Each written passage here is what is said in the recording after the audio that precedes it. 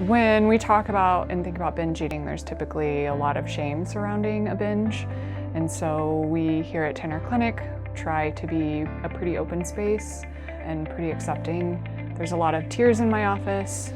So in my experience, binging happens for a number of reasons, but one of the reasons is a restriction or deprivation cycle. And so we're all humans and we all need energy and calories and fat to survive. And so we live in this diet culture that tells us we don't need as much as our bodies are telling us to eat.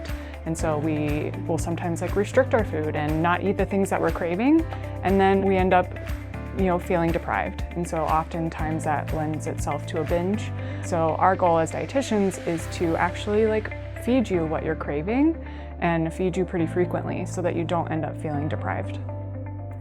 We work as a team here because there's a lot of different factors that can contribute to why a person develops binge eating disorders. So that could be whether they've just heard bad information throughout their lives of different diet culture things like Ali mentioned, or it could be from trauma. It could be from different emotional reasons, different emotional eating triggers. And so we also have therapists that we work with as well. And so as dietitians, a big role of ours is to get a meal plan developed that helps people to incorporate enough nutrients that they need in the right quantities and variety throughout the day. We usually do 3 meals and 3 snacks a day because we really need to be feeding our bodies about every 3 hours.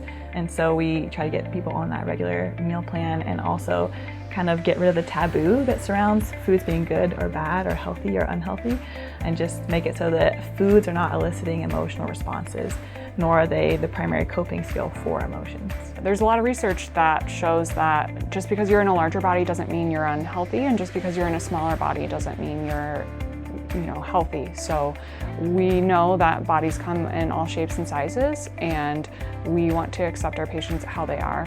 With binge eaters, especially those that may be in a larger body, I don't usually weigh them at all or very often because it's really not my primary tool of assessment. I can weigh people if they request it, but I'm typically not doing that. A huge thing too is helping people recognize that, their thoughts are consumed a lot of the times by their weight, by their weight loss, by how they look in certain clothes, the food that they eat, the diet that they're on. And so it takes up a lot of mental energy that I like to try to give people freedom from.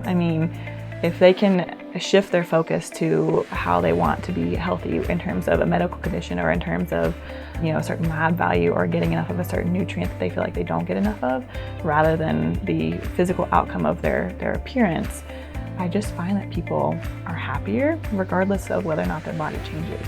Ultimately, my goal is not to change your physical body. My goal is to change your relationship with food. So if in changing your relationship with food, your body does change, weight goes up, weight goes down, inches go up, inches go down, that may happen. But I'm not focusing on the weight or the inches or the BMI. I'm focusing more on the relationship that you have with food and how consumed you feel by that relationship. So ultimately, I really do believe that every single person that comes in here is a completely different case. So it's hard to speak to things generally, but we do love just meeting people where they are and getting to know each and every person that comes in here. And we like to think that we're a pretty welcoming and open team. And so come see us here at Tanner Clinic.